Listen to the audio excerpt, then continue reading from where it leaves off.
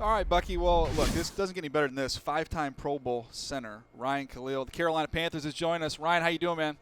I'm good. How are you guys? We're doing great, man. First of all, how much talk have you had with your brother? You're both in the postseason now. Your brother's got to play this week, and you get a week to rest. How much talk do you guys have this time? A lot. I talk with my brother after every week, and we like to pass along notes, and they're gearing up for a big one this week, a cold one, nice cold one. Does he know what he's getting ready to get into with this weather this weekend?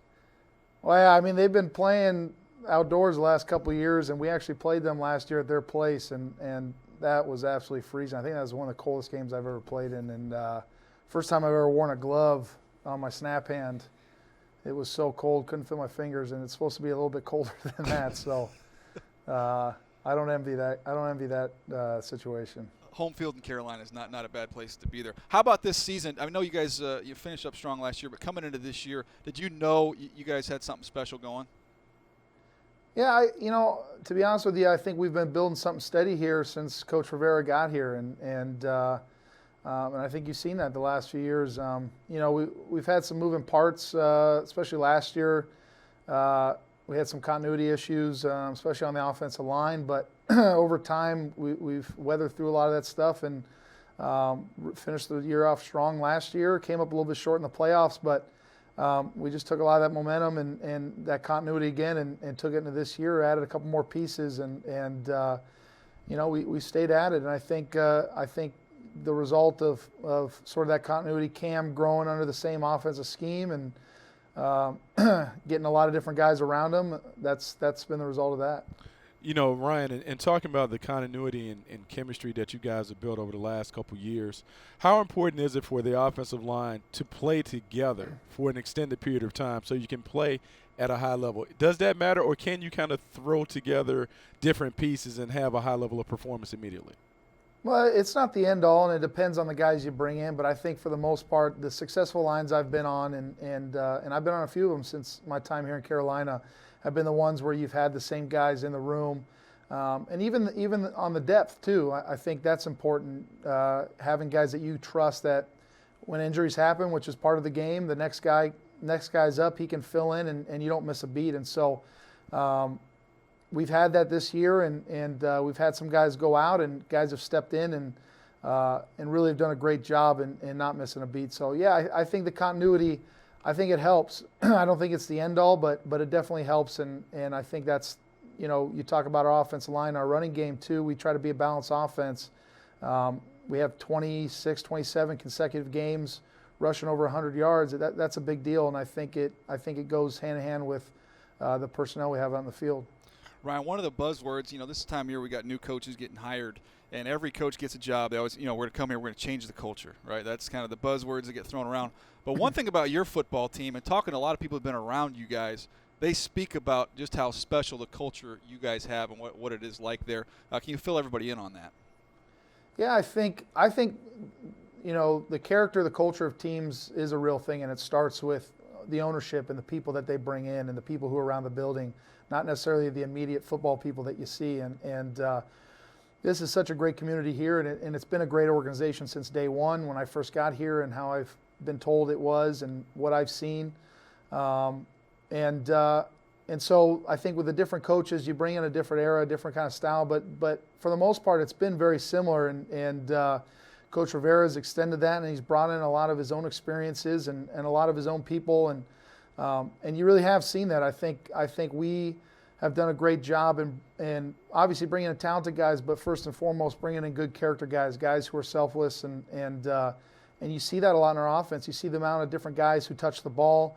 You see the sort of the guys that you don't really hear about who come in on defense and fill in for guys like Luke and guys who go down and still make plays.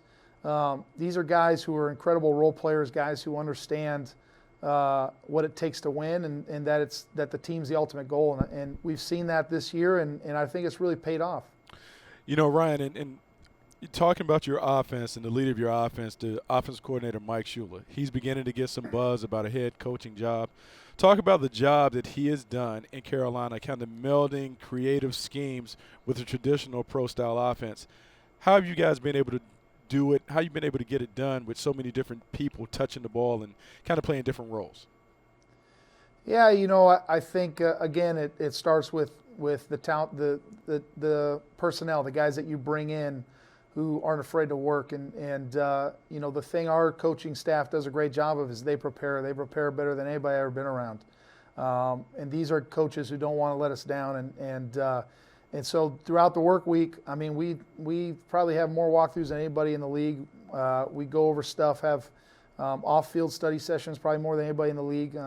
There's a lot of moving parts to what we do schematically, and with that, it takes a lot of studying. It takes a lot of preparation, and again, just the selflessness of the guys who across the depth chart really do a good job in taking care of what they need to take care of and getting ready for each and every week. But yeah, Coach Shula, I mean, he does a great job. He's somebody who works incredibly hard. He takes a lot of input from the guys.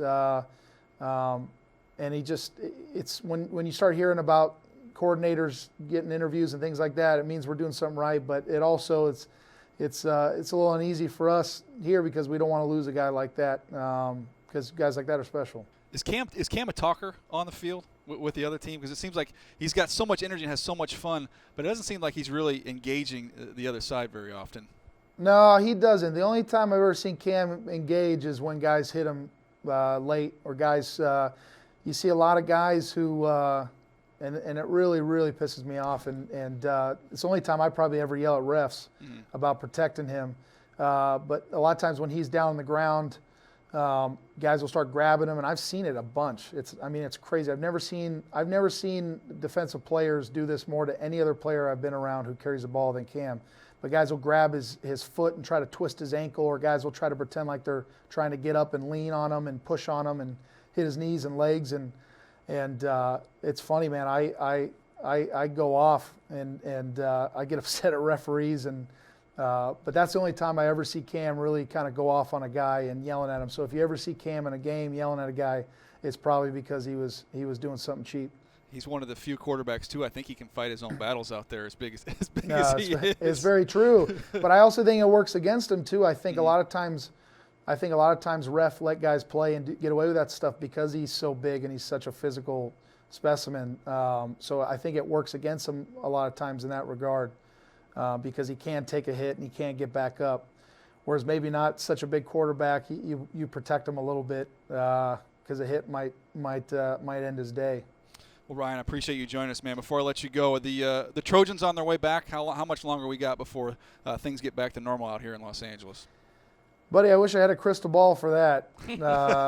Yeah, it's tough. It's tough seeing my guys lose, and I've got to meet a lot of those kids, and they're great kids, and it's tough. I mean, I hate that, and the kids that came after when I was there and got sanctions put on them that they had nothing to do with, that stuff bothers me. So I think there's a little bit of a hangover from all that stuff. I think they're going to start getting away from that. But they have good leadership over there, and I'm excited to see what those guys can do moving forward. Well, Ryan, I appreciate you taking some time, man. I wish you best of luck. Get some rest this week and go get them the rest of the playoffs. Appreciate it, guys. Thank you.